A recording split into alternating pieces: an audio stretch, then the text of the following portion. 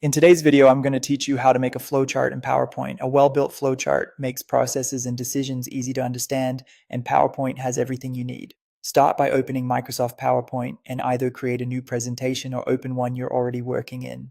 Pick a blank slide to give yourself room to design. Before you add anything, turn on a couple helpful guides. Head to the View tab. In the Show group, switch on Grid Lines and enable Snap Objects to Grid. These options give you a subtle grid and make shapes click into place so everything lines up cleanly without micromanaging pixels. Now add the building blocks. Go to Insert, choose Shapes, and scroll to the flowchart section. You'll find the standard symbols: ovals for start and end, rectangles for process steps, and diamonds for decision points. Click the shape you want, then click and drag on the slide to draw it. Don't worry about perfect sizing just yet.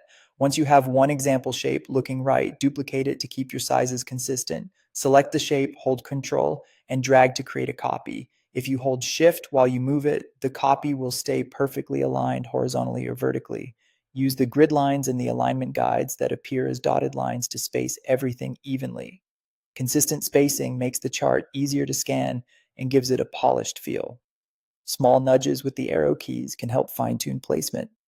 When your shapes are laid out, connect them. Go to Insert Shapes and pick a line. Straight arrows work well, and elbow connectors are excellent for neat 90-degree turns between shapes. Drag from one shape to the next. Connectors will snap to anchor points on the edges so they stay attached if you move things later.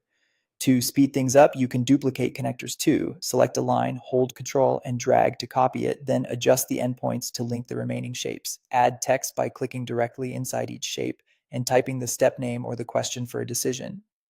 Keep labels short and action-oriented so the flow stays clear. Finish by styling your flowchart. Use Shape Fill for color, Shape Outline to adjust borders, and add subtle shadows or effects for depth. Make final tweaks, resize, reposition, and double-check alignment and readability. Quick recap: insert flowchart shapes, turn on grid lines, duplicate and align shapes, connect with lines or elbow connectors, add text, and style it. That's it. Your clean, readable flowchart is ready to share. If you found this tutorial helpful, don't forget to like this video and subscribe for more PowerPoint tips and tutorials.